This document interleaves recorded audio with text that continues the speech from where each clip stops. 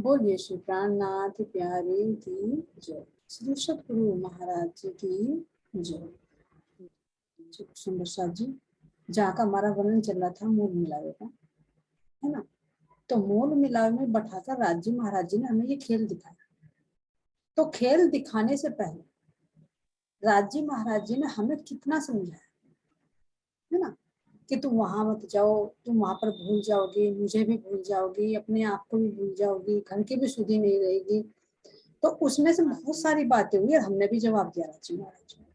तो उनमें से कुछ बातों का यहाँ पर अंश है। बहुत बातें तो विस्तार से है, लेकिन इसमें बहुत थोड़ा सा भाव इस भजन के माध्यम से जो हमारी आत्मा की राज्य महाराज जी की बातें।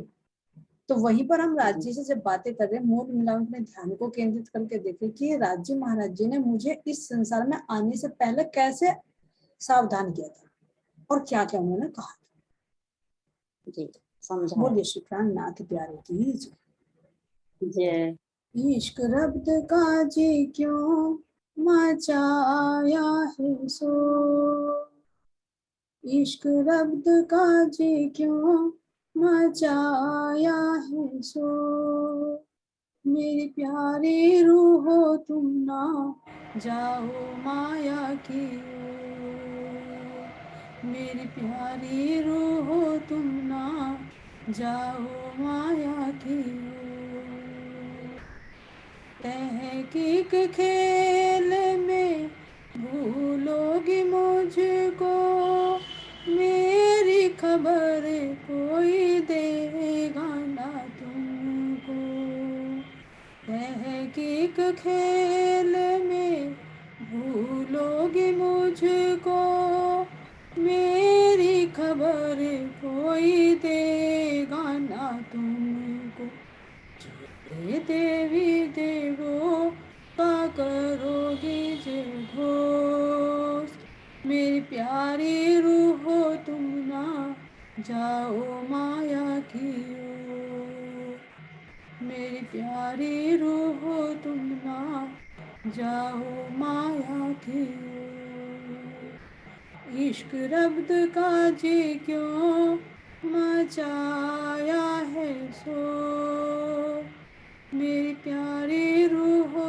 तुम ना जाओ माया की ओर, मेरी प्यारी रूहो तुम ना जाओ माया की ओर, बेर बेर हम बर जत है तुमको, क्या हो गया है प्यारी रूहो तुमको, बेर बेर हम बर जत है तुमको, क्या हो गया है प्यारी रूहो तुमको, फरामोशी का देगा मरो, मेरी प्यारी रूहो तुम ना जाओ माया की ओर, मेरी प्यारी रूहो तुम ना जाओ माया की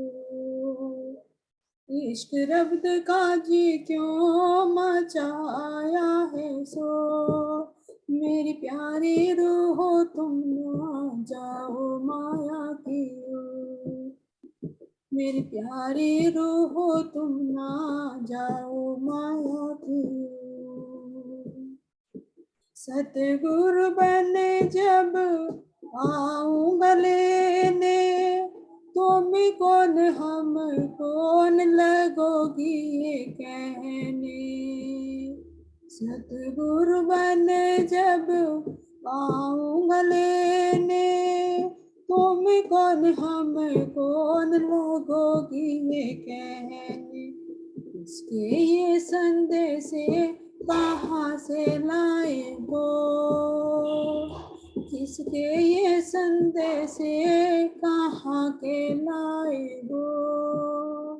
मेरी प्यारी रूहो तुम ना जाओ माया की ओर, मेरी प्यारी रूहो तुम ना जाओ माया की ओर, इश्क रब्द का जी क्यों मचाया है सो, मेरी प्यारी रूह तुम ना जाओ माया की ओर, मेरी प्यारी रूह तुम ना जाओ माया की ओर। तो खेल में जाने से पहले राजी ने क्या समझाया कि मैं तुम्हें आऊंगा जगाने, जो वचन सुनाऊंगा तो वचनों के बारे में तुम पूछोगे कि किसके वचन है, किसके बोला, कहाँ के संदेश। तो सारे पहले खेल में भेजने से पहले राजी महाराज जी ने बताया। और उसके बाद क्या कह रहे हैं, ऐसी कुंजी दूंगा इलम की, ऐसी कुंजी दूंगा इलम की, परमों से उड़ जाए तिलस्म की, ऐसी कुंजी दूंगा इलम की, परमों से उड़ जाए तिलस्म की, इश्क मेरा लेके मिलोगी मुझसे दो, इश्क मेरा लेके मिलोगी मुझसे दो, वापस जब आओगी तुम अपने घर की ओर, वापस जब आओगी तुम अपने घर की ओर, इश्क रब्द का जी क्यों मचाया है शोर, इश्क रब्द का जी क्यों मचाया है शोर, मेरी प्यारी रूह तुम ना जाओ माया की ओर, मेरी प्यारी रूह तुम ना जाओ माया की ओर, मेरी प्यारी रूह तुम ना जाओ माया की ओर। बोल प्राणनाथ प्यारे की जय, श्री सतगुरु महाराज जी की जय। तो खेल में आने से पहले राजी महाराज जी ने समझा दिया था कि मैं तुम्हें ऐसी कुंजी इलम की दूंगा कि फरामोशी का जो बल है वो उतर जाएगा, है ना। तो ये राजी महाराज जी ने तारतम ज्ञान जो दिया, जो वाणी हम लगा रहे हैं, इसे भी कह रहे हैं महाराज जी कि तारतम वाणी रसकर पिलाइए जाको, जहर जिम्मे का चढ़िया है ताको, सुख हो ताको। यानी जिसको इस जिम्मे का जहर चढ़ा हुआ है उसे इस वाणी का रस पिलाइए तो उसका जो जहर चढ़ा हुआ वो उतर जाए। लेकिन फिर भी अगर हम देखें तो फिर क्यों नहीं उतरता हर एक का, जो वाणी महाराज जी ने दी। तो ये भी राजी महाराज जी का हुक्म ही है, क्योंकि ये बातें जो मूल में समझ आई तो हमें ये पता था कि हम अपने प्रेम से जागृत हो जाएंगे, धनी हमारे पास रहेंगे। लेकिन बीच में जो माया है, माया को बल जो मिलेगा तो धाम धनी का मिलेगा। नहीं तो प्रेम में तो हम मस्त थे, तो उसमें हमने क्या कहा कि माया हमारा क्या बिगाड़ रही, और वास्तव में ब्रह्मात्माओं को माया कुछ नहीं बिगाड़ सकती। लेकिन माया भी कब बलशाली है, जब धामधनी की उस पर नजर है, धामधनी का उस पर हुक्म है कि मैं देखो ब्रह्मात्माएं मेरी कितना बल लगा कर आती है। तो ये सारी बातें समझा दी, समझाते समझाते भी राजी महाराज जी इस माया में भ्रमित करके हमें एक खेल दिखा रहे हैं ताकि हम इसका आनंद ले सकें। तो ये सारी बातें राजी महाराज जी ने खेल में आने से पहले बता दी। और अब इस वाणी के माध्यम से ही जब राज्य महाराज जी का हुक्म होता है तो माया इस तारतम ज्ञान के सामने ठहर ही नहीं पाती। इसके माध्यम से महाराज जी जो वाणी देते हैं। अब हमारा चल रहा है परिक्रमा ग्रंथ, प्रकरण 2 की चौपाई हो गई थी हमारी, 8 चौपाई हो गई, वो 7वीं चौपाई हुई थी। ठीक है, हाँ जी। अब क्या कह रहे हैं 7वीं चौपाई में, 5 तत्व मोह अहंकार, है ना, 14 लोक त्रिगुण, ये शून्य द्वैत जो लेखड़ी निराकार नहीं। अब महाराज जी इसमें क्या करेंगे, 5 तत्व जो कल भी वर्णन हुआ कि 5 तत्व एवं त्रिगुणात्मक 14 लोकों की उत्पत्ति मोह और अहंकार से ही हुई। तो इसको हम देख सकते हैं कि सृष्टि की उत्पत्ति कैसे हुई, इसका भी खुलासा होता है। और हमारे अंदर सौपन अवस्था जब बनती है तो उसके अंदर भी देखते हैं एक सौपन का ब्रह्मांड किस तरह से खड़ा होता है ना। और इसे प्रैक्टिकल में भी हम देख सकते हैं कि मान लीजिए जैसे कहा कि वो मोह रूपी अंडा तैरता है जिसको मोह तक के तो नहीं, तो इसी तरह से मान लीजिए जब हमारे अंदर कोई इच्छा उत्पन्न होती है तो वो इच्छा बनती है, बनने के बाद में कुछ देर तक वो इच्छा घूमती रहती है। कोई ऐसा तो नहीं कि कोई इच्छा हमारे मन में बनी है वो तुरंत पूरी हो जाएगी, टाइम लेता है। तो इसी तरह से कहा कि वो हिरण्यगर्भ, वो जो अंडा है वो तैरता रहा, करोड़ों वर्षों तक तैरता रहा। और जब उसके अंदर नारायण की चेतना पड़ी, अक्षर की चेतना पड़ी, आभास, तो उसमें से वो अंडा फूटा, महाविष्णु के रूप में प्रकट हुआ, उनका मन, अक्षर उनका मन का स्वरूप। इसी तरह से हम अंदर इसमें प्रैक्टिकल में देखिए कि हमारे अंदर मान लीजिए किसी चीज के प्रति इच्छा हुई तो वो मोह रूपी अंडा ही तो हुआ, वो इच्छा रूपी अंडा हुआ, किसमें? मोह रूपी सागर में वो तैरता रहता है। फिर समय आएगा, समय आने पर वो क्रियाशील होगा, तो उसके अंदर इच्छा, क्रिया, ज्ञान, तीनों चीज समाहित है। भाई इच्छा तो पहले ही है, लेकिन जैसे ही वो उसको क्रियाशील हो तो उसके अंदर से वो ज्ञान भी प्रकट हो जाए कि मुझे मान लीजिए कोई कार्य करना है, करने की इच्छा है कि मुझे ये कार्य उस समय पे ये करना है, तो उसकी इच्छा तो पड़ी है पहले, लेकिन धीरे धीरे धीरे धीरे जब वो क्रियाशील होगी तो उसमें क्रिया भी होगी, उसके अंदर ज्ञान भी होगा कि मुझे ऐसे करना है। तो ये तीनों इच्छाएं, इच्छा, क्रिया और ज्ञान, ये क्रियाशील बन जाती है। तो यही क्या है? जो इच्छा रूपी मोहसागर है, भवसागर है, यही क्षीर सागर, और ये मोह रूपी अंडा, इच्छा रूपी अंडा, मोह रूपी समुद्र में वो इच्छा रूपी अंडा तैरता रहता है। और फिर जब वो क्रिया हो जाती है तो आगे का संसार उत्पन्न होना शुरू हो जाता है, बढ़ोतरी। तो ये हमारे उत्पन्न की अवस्था से भी देख सकते हैं प्रैक्टिकल में, व्यवहारिक तरीके से भी देख सकते हैं, और इसी तरह से फिर हम नारायण को समझ सकते हैं कि सृष्टि की उत्पत्ति कैसे हुई। तो इसलिए सबसे पहले क्या हुआ? मोह तत्व। मोह तत्व में अहंकार उत्पन्न हुआ। अहंकार से 5 तन्मात्राएं, 5 तन्मात्राओं से 5 तत्व, 3 गुण, और फिर 5 तत्व और 3 गुणों के माध्यम से ज्ञानेन्द्रिया, कर्मेंद्रिया और अंतःकरण बनने शुरू। अब पूरा वैराट का स्वरूप खड़ा, जिसके अंदर 14 लोक ब्रह्मांड भी बन जाते हैं। ये शून्य द्वैत जो ले खड़ी निराकार निरंजन। अब ये जो शून्य द्वैत को ले खड़ी है, कौन से है? निरंजन और निराकार। जो निरंजन और निराकार, कल का वर्णन भी हुआ है कि निराकार क्या है? यानी जिसका कोई आकार नहीं है, यानी स्थूल रूप नहीं है तो तत्व, लेकिन वो दिखाई नहीं दे सकते, एक अनुभव हो सकता है।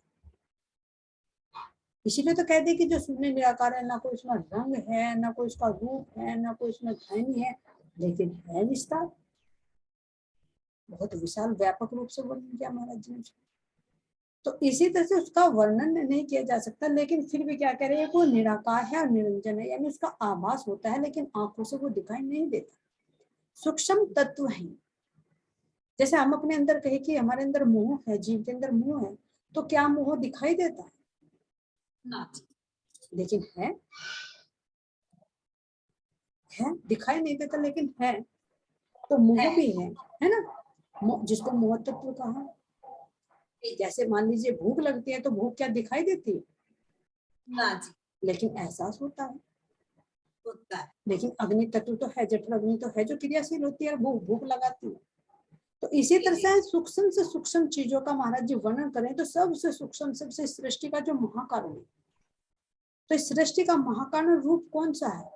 महाशून्य, छह समष्टि, 5वीं छह समष्टि, जैसे महाकाल, आदिनारायण, महापुरुष, है ना, कितने नाम दिए गए जो बता दीजिए। हाँ जी, अनंत नाम महाकाल है ना, तो ये सबको समाहित कर लेता है अपने, और इसका कारण रूप है 7 शून्य, क्योंकि वो भी शून्य में आता है। तो ये जो महाशून्य को कहा कि उस महाशून्य के अंदर से करोड़ों महाविष्णु प्रकट होते रहते हैं, उसमें लय होते हैं, करोड़ों ब्रह्मांड बनते रहते हैं, उसमें लय होते रहते हैं। तो उसको कह रहे हैं कि वो निराकार निरंजन शून्य द्वैत को लेकर खड़ी हुई, द्वैत की दुनिया को, यहाँ से द्वैत प्रकट हुआ। और इससे ऊपर क्या है? अद्वैत है, जो बेहद भिन्न है, और बेहद से भी जो हमारा परमधाम है उसमें अनंत अद्वैत है, यानी अनंत होते हुए भी उसमें अद्वैत है। यहाँ तो एक ही अद्वैत तत्व है, वहां पर अनंत अद्वैत। अब क्या कह रहे हैं? प्रकृति महाप्रलय हो गई, सब तत्व गुण निर्गुण, द्वैत उड़े कछु ना रहे, निराकार निरंजन। अब कह रहे प्रकृति महाप्रलय हो, जब महाप्रलय प्रकृति होती है तो उसके अंदर शून्य निराकार हो चाहे साकार। अब देखो जैसे आदि नारायण के 4 अंतःकरणों का वर्णन किया गया है ना, तो उनका स्थूल रूप तो साकार रूप लेकर बाहर प्रकट होता है, क्योंकि वहां से 5 तत्व और 3 गुण बनकर शुरू हो जाते हैं। तो वो तो उसका साकार रूप है जो 14 लोक ब्रह्मांड है, और फिर यहाँ पर वही विष्णु भगवान स्वरूप धारण करके यहाँ पर आते हैं। और जो उससे ऊपर है, जैसे महतत्व हुआ, 7 शून्य हुए, और आदिनारायण का महाकारण हुआ, और शून्य महाशून्य समष्टि, 5वीं छह समष्टि जो हद के और बेहद के बीच में है ना। तो ये सब क्या है, सूक्ष्म से सूक्ष्म, तो ये निराकार कहते हैं, यानी जो देखने में नहीं आते लेकिन अनुभव हो सकता है। तो इनको क्या कह रहे हैं कि जब प्राकृतिक प्रलय होती है तो ये सब चाहे निराकार है चाहे साकार है, साकार यानी चाहे 14 लोक ब्रह्मांड है, और चाहे नारायण के सूक्ष्म कारण और महाकारण, तो ये सब लय हो जाते हैं।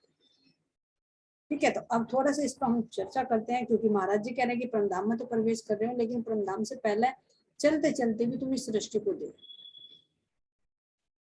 तो 4 तरह की प्रलय का वर्णन किया गया था, उस 4 तरह की प्रलय का वर्णन कौन सुंदर साथ कर रहा है, क्योंकि इसमें आ रही है प्राकृतिक प्रलय। तो ये प्राकृतिक प्रलय कौन सी तरह की प्रलय, चारों में से कौन सी भाग की वो, कोई सा भी सुंदर साथ अपने विचार व्यक्त करे इसके बारे में।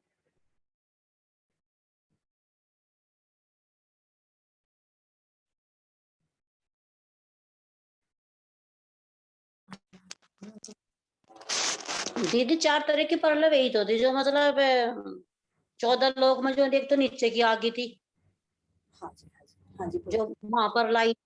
चारों प्रलय के एक नाम बताओ पहले आप। एक तो मतलब देखो दीदी, वो है एक तो नित्य प्रलय, जी जी, जो मतलब भाई जो संसार में आ रहे जा रहे, वीडियो ऑन ये कर तो दो नित्य अपनी, है। वीडियो ऑन करके बोल दो अपनी। वीडियो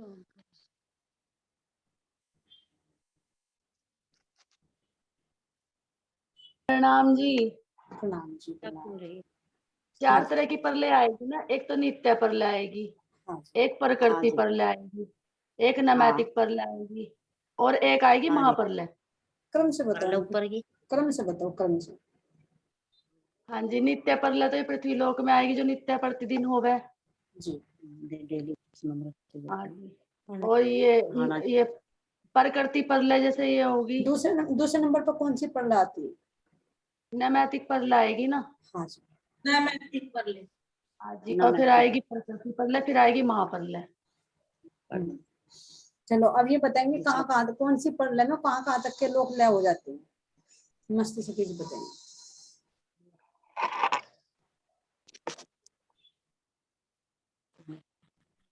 मतलब कैसे नीचे के तो आ जाएगी।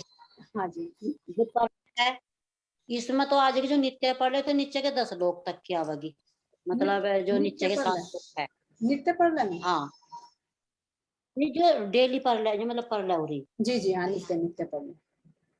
तो लोक तक की है, तो संसार की इसमें कुछ जाएगी। फिर जो नैमित्तिक प्रलय आई, हाँ उसमें 14 लोग जाएंगे। हाँ, उसमें जाएंगे 14 नैमित्तिक प्रलय। बोलो कोई बात नहीं नहीं, 14 के बिल तो सके जी, आप 14 बोलो के कोई बात नहीं, आप बोल दो। 14 नहीं जाने के 10 जाएंगे। हाँ बताइए, नित्य प्रलय का बताइए पहले आप खोलकर। है जी, नित्य प्रलय, नित्य प्रलय तो हीरो भाई। नित्य प्रलय की तो यहाँ की तो है, मतलब जो जीव हैं, हाँ जीव नित्य, की होगी। नित्य मर रहे हाँ हैं जी, जी जीव रहे हैं, नित्य मर रहे हैं जी रहे हैं, हर चीज लय हो रही है नित्य प्रति, प्रलय होगी। ये नित्य हो और जो नैमित्तिक प्रलय आई, जी इसमें हमारे 10 लोग प्रलय होगी। जी स्वर्ग जी, तक के जाएंगे, स्वर्ग। स्वर्ग तक के जाएंगे। हाँ, और जो हमारी प्रैतिक प्रलय आई, प्रतीक क्या मेरे से हाँ, बोला ना प्राकृतिक, जाता, ठीक ठीक है। हाँ 14 के 14 लोग हो जाएंगे। हाँ, 14 लोग कहाँ समाहित हो जाएंगे, महत्व में। तो में हो जाएंगे वे। हम्म, और जो हमारी महाप्रलय आएगी, हम्म, महाप्रलय हमारे शून्य निराकार तक पूरे प्रलय हो जाएंगे, 14 बस लोग भी है, ऊपर तक के सब चीज। कहाँ चली जाएंगी, फिर उस निराकार के अंदर समाहित हो जाएंगे।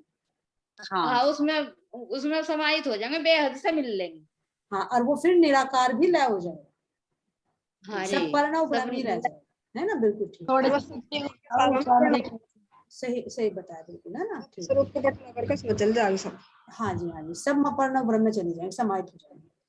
ठीक है, तो अब महाराज जी कह रहे हैं कि जब प्राकृतिक प्रलय आती है, इसमें प्राकृतिक का दिया है, इसमें प्राकृतिक प्रलय जब आती है तो इसमें सब तो तत्व, यानी जो 5 तत्वों से बना हुआ है, जो अष्टावरण है, 5 तत्व और 3 गुण, तो ये 5 तत्व 3 गुण और चाहे फिर कोई निर्गुण हो या निराकार, सगुण और निर्गुण, यानी जो 5 तत्वों के अंदर और 3 गुणों के अंदर आकर स्वरूप धारण करता है, चाहे तो 14 लोक ब्रह्मांड के अंदर हो, चाहे पर वे सूक्ष्म तत्व, क्योंकि सूक्ष्म में जो नारायण के जैसे हमारे होते हैं, स्थूल तो हमारे देखने में आ रहा है, साकार है, लेकिन इसके अंदर जो मन है, यानी महतत्व है, कारण है और महाकारण है, वो तो सूक्ष्म है, दिखाई नहीं दे रहा, तो उसको निराकार निर्गुण कहते हैं, जो तन मात्राओं से परे। तो इन सब में क्या कह रहे हैं कि इनके अंदर चाहे जो तन मात्राओं के अंदर आता है, 5 तत्वों के अंदर आता है, चाहे वो चीज हो, चाहे इन सब परे की चीज हो, यानी महतत्व, वो इच्छा शक्ति जिसको 7 शून्य भी कहा, और चाहे नारायण का महाकारण, और चाहे इससे ऊपर महाशून्य समष्टि, ये सब महाप्रलय में लय हो जाते हैं। द्वैत उड़े कछु ना रहे, जब ये द्वैत की दुनिया उड़ जाएगी तो फिर क्या बचेगा, कुछ नहीं। इसीलिए कह रहे महाराज जी कि उसका वर्णन कर रहा कि जब ना ईश्वर ना मूल प्रकृति तादिन की कहूं मैं आपा भी, तो तब कौन सी लीला होती थी, परम धाम की लीला, और अक्षर ब्रह्म अपने आनंद में मस्त रहते थे अपनी क्रियाओं में। तो इसलिए जैसे प्रकृति बनी है, फिर उसके लय को बता रहे महाराज कि द्वैत उड़े कछु ना रहे, जब ये द्वैत की दुनिया उड़ जाएगी तो फिर कुछ भी नहीं बचेगा। निराकार निरंजन सुन, चाहे वो निराकार है, चाहे निरंजन है, चाहे शून्य, सब जहां से प्रकट हुए वहीं पर लय हो जाएंगे।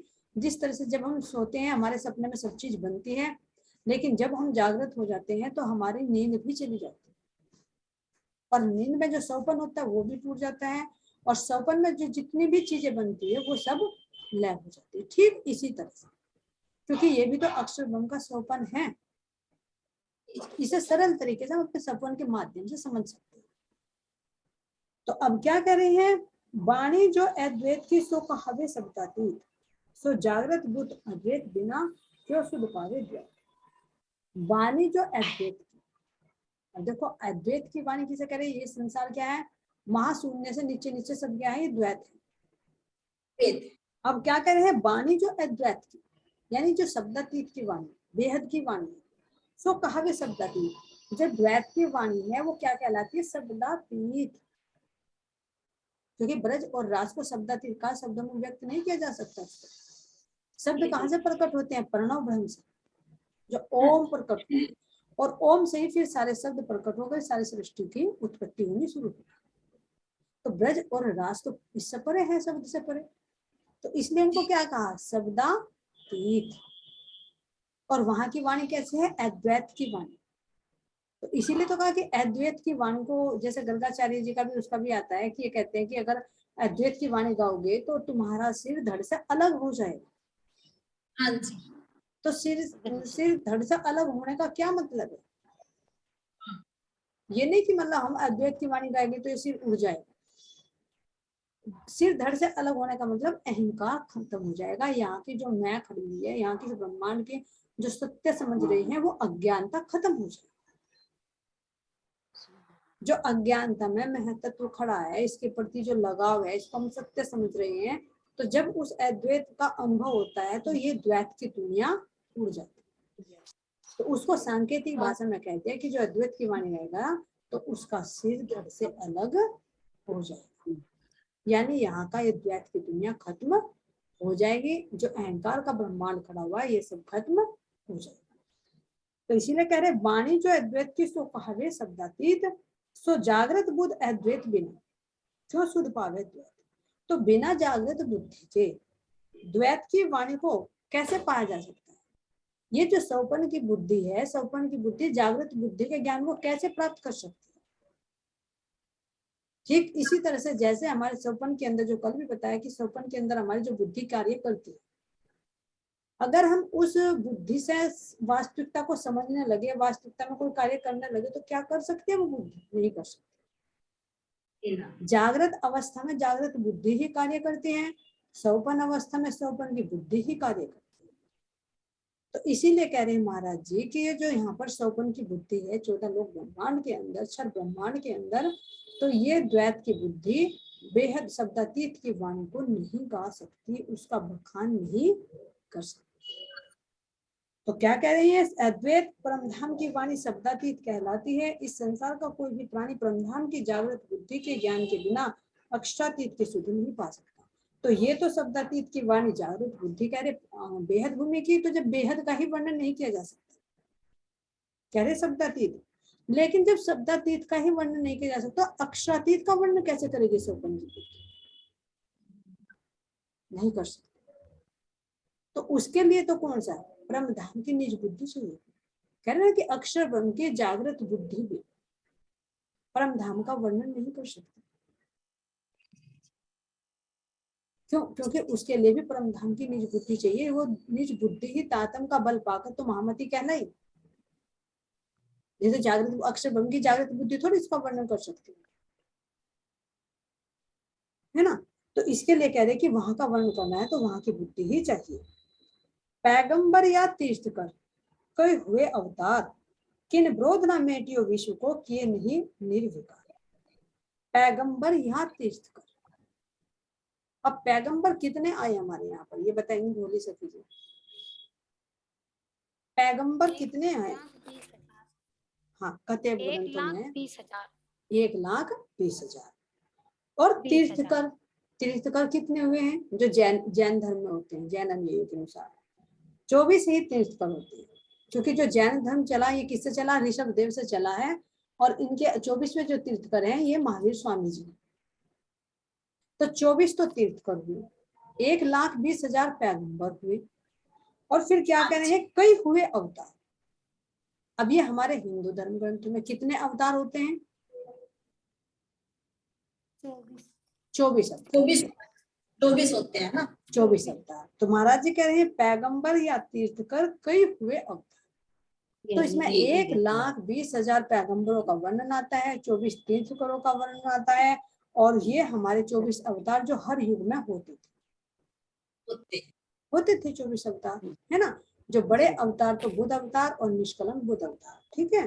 किन ब्रोध ना मेटियो विश्व को, यानी जब से सृष्टि बनी, जब से कितने युग बीते, क्योंकि ब्रह्मा जी का दूसरा प्रारब्ध चल रहा है। 50 साल के ब्रह्मा जी हो चुके, 51वां साल चल रहा है, दूसरा प्रारब्ध चल रहा है। और उस दूसरे प्रारब्ध का भी यानी 51वें वर्ष का भी कौन सी है? 28वां कलयुग चल रहा है। तो इससे पहले जितने युग बीते तो हर युग में क्या होते हैं? 24 अवतार होते हैं,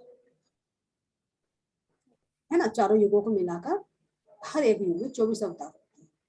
तो इसमें क्या कह रही हैं? जो बड़ा अवतार होता है, देखो, जो हर एक में एक अवतार तो होते हैं, लेकिन 24 के 24 में 4 विशेष होते हैं। जैसे सतयुग में नर नारायण का होता है, त्रेता में श्री रामचंद्र जी का, द्वापर में श्री कृष्ण जी का, और कलयुग में निष्कलंक बुद्ध अवतार। ठीक है, ये 4 विशेष अवतार होते हैं, लेकिन सारे होते हैं 24। तो इन सबको मिलाकर क्या कह रहे हैं कि अब से पहले 28वें कलयुग को छोड़ दो, इसकी बात मत करो। उनसे पहले जितने भी, क्योंकि 28वें कलयुग में तो ये बात हो रही है ना, तो इससे पहले जो हुए उनकी बात कर रहे हैं महाराज जी कि कितने पैगंबर या तीर्थकर, कितने अवतार हुए, लेकिन किन बोधियों ने मेटियो विश्व को किए नहीं निर्विकार। किसी ने भी इस संसार की अज्ञानता को नहीं हटाया और उस अखंड परमधाम का, उस एक परमात्मा का ज्ञान नहीं दिया। और जब ज्ञान नहीं मिला, प्रकाश नहीं मिला, इस द्वैत का पता नहीं चला, तो ये विकार भी नहीं मिटे।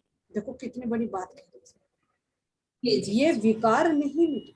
क्यों नहीं मिटे? इसीलिए कह रहे हैं कि जब निष्कलंक बुद्ध अवतार हुआ तो इसके बाद तो अवतार की जरूरत ही नहीं रही। क्यों? क्योंकि जो कार्य करना था, क्या करना था? इस संसार की वास्तविकता दर्शानी थी, उस परमात्मा की वास्तविकता दर्शानी थी, उस अखंड परम धाम का दर्शन देखिए, परमात्मा कौन से है। तो अब तक वो ज्ञान किसी ने बताया तो नहीं था, क्यों? क्योंकि साक्षात पूर्ण ब्रह्म परमात्मा अब तक प्रकट ही नहीं हुए थे। ये तो शास्त्रों में बहुत सारी भविष्यवाणी, बहुत सारी साक्ष्यां लिखी हुई हैं कि 28वें कलयुग में पूर्ण ब्रह्म परमात्मा आए। द्वापर में भी आए हुए कृष्ण के रूप में, लेकिन क्या रहा, वो ज्ञान प्रकट तो नहीं कर पाए, क्योंकि वो कैसा अवस्था में था, सौपन अवस्था में लीला हुई, प्रेम की लीला हुई। लेकिन फिर वही शक्ति पूर्ण परमात्मा की, जिस शक्ति ने श्री कृष्ण जी के तन में रहकर लीला की 11 वर्ष 52 दिन तक, फिर उसी शक्ति ने आकर मामदेशी प्राणनाथ जी के हृदय में बैठकर, देवचंद जी महाराज जी के हृदय में बैठकर वो वास्तविकता बताई कि मैं ब्रज में रास में कैसे आया। इसलिए कह रहे कि ब्रह्म लीला ढपी हती अवतारो धर्म, ब्रह्म लीला ढपी हती अवतारो दरमियान। जो अवतार होते थे 24 अवतार, तो उन अवतारों के अंदर में सब यही सोचते थे श्री कृष्ण का जैसे हर बार अवतार होता था ऐसे इस बार, तो सब विष्णु का अवतार मानते, यही तो भ्रम रह जाता है। अब भी यही बोल लेकिन हाँ यही मानते हैं, लेकिन उसकी जो पूर्ण पहचान हुई कैसे, इस निष्कलंक बुद्ध अवतार के माध्यम से हुई। सो फिर आए अपने प्रकट करी पहचान, जो सबने सोचा कि विष्णु भगवान की वही अवतार वही लीला कार्य कर रही हैं, तो उन्हीं शक्ति ने आके निष्कलंक बुद्ध अवतार के रूप में प्रकट हुए महामती प्राणनाथ जी के हृदय में, और उन्हीं शक्ति ने उस ब्रज राज का भी, सप्तातीत का भी वर्णन किया और अक्षरातीत का भी वर्णन किया। तो जो ब्रह्म लीला ढपी हुई थी, जिसका पहचान नहीं थी, उसको आकर राज्य महाराज जी ने खुद यहाँ पर प्रकट किया। तो नहीं तो अवतार तो हर बार होता है। तो इसलिए ये 28वां द्वापर जो श्री कृष्ण है, उनके अंदर केवल एक विष्णु की शक्ति नहीं, उनके अंदर गोलोकी की शक्ति भी, उनके अंदर राज्य महाराज जी परमात्मा की शक्ति रही। और उसने जो प्रेम की लीला करी, लेकिन उसका खुलासा, उसका ज्ञान कब दिया? अब 28वें कलयुग के अंदर। तो इस कलयुग के अंदर आकर वो पूर्ण ज्ञान दिया। और जो विकार था, सबसे बड़ा विकार कौन सा था? आवागमन का, पुनरपि जननम पुनरपि मरणम, बार बार जन्म लेना, बार बार मरना, बार बार गर्भ में आकर जठर अग्नि में तपना। सबसे बड़ा विकार तो यही अज्ञानता के कारण जो आवागमन लगा रहता है। तो सबसे बड़ा विकार ये निष्कलंक बुद्ध अवतार ने अपने ज्ञान से धोया और सबकी अज्ञानता को हटा दिया। और जो रह भी गए हैं तो उनको भी देखो क्या योग माया के ब्रह्मांड में उनके अंदर की अज्ञानता भी हट जाएगी, क्योंकि यहाँ सौपन की बुद्धि के अंदर है भी, लेकिन जब इस ब्रह्मांड का लय कर दिया जाएगा, रिश्तों में पहुंचेंगे तो वहां सबके अंदर आभास होगा, अरे हमने कितना अच्छा समय बर्बाद कर, तो तब कह रहे कि वहां पर पश्चाताप होगा। लेकिन अज्ञानता तो हट गई, क्योंकि क्या है कि इसी से तो अक्षर ब्रह्म जागृत हुए, इसी से तो नारायण जागृत हुए। तो सब जो 1,20,000 पैगंबरों ने भी जो मोहम्मद साहब से विनती की थी, हे खुदा जब वो इमाम मेहंदी प्रकट हो तो हमें कब्रों से खड़े करना, हमें भी उनके साथ खड़े करना। खड़े करने का मतलब हमें भी मानव तन देना, ताकि हम उनके साथ वो ब्रह्म लीला का रस प्राप्त कर सकें। और इसी तरह से देखो हमारे शास्त्रों में वर्णन आता है कि जो ये चिरंजीवी हैं तो ये भी उस परमात्मा के लिए इंतजार कर रहे हैं। तो ना जाने किस किस रूप में आकर कुछ जागृत होकर कुछ रह रहे हैं। तो एक परमात्मा का जो आगमन हुआ है किसी एक के नहीं, बहुत सारे कार्य सिद्ध हुए। तो ये सारी अज्ञानता किसने हटाई? एक निष्कलंक बुद्ध अवतार। तो ये 28वां कलयुग है। ब्रह्मा जी का दूसरा प्रारब्ध, दूसरे प्रारब्ध का भी 28वां कलयुग है। जो इस समय बीत गया उसमें भी सर्वश्रेष्ठ है, और जो आने वाला है उसमें भी वो सर्वश्रेष्ठ है। क्योंकि ये ब्रह्म लीला दोबारा होने वाली नहीं है, क्योंकि नारायण अक्षर ब्रह्म ब्रह्मांड बनाएंगे मिटाएंगे, लेकिन ये लीला नहीं होगी। ये जो 3 ब्रह्मांड अब हुए, ब्रजरास ऊर्जा, तो ये जो लीला हुई, जो ना तो कभी हुई ना कभी आगे हुई, ये जो ब्रह्मांड अब हुए ऐसे हुए ना होशी कब। इन तीनों में ब्रह्म लीला भई, ब्रजरास और जागरण। तो ये ब्रज का भी हो चुका, रास का भी हो गया, अब ये जागरण का चल रहा है। तो इस जागरण के अंदर राज्य महाराज जी ने अपने तारतम्य ज्ञान के अंदर माध्यम से सारी अज्ञानता हटा दी और सारे को निर्विकार कर दिया। अब ये कहीं कि मान लो जो जीव है, जीव तो वही है जैसे कल भी वर्णन है कि जल में रहिए कोई रहिए, शरीर तो खाएगा भी पिएगा भी, सब चीज क्रिया करेगा, लेकिन अंदर जो आत्मा है वो इसको देखेगी। और जो जीव के अंदर विकार था वो विकार खत्म हो गया, उसका दोबारा से वृक्ष नहीं। तो इसलिए महाराज जी कह रहे हैं कि ये सब किससे संभव हुआ, जो पूर्ण परमात्मा यहाँ पर निष्कलंक बुद्ध अवतार के रूप में प्रकट हुए। इसीलिए अब क्या कह रहे हैं,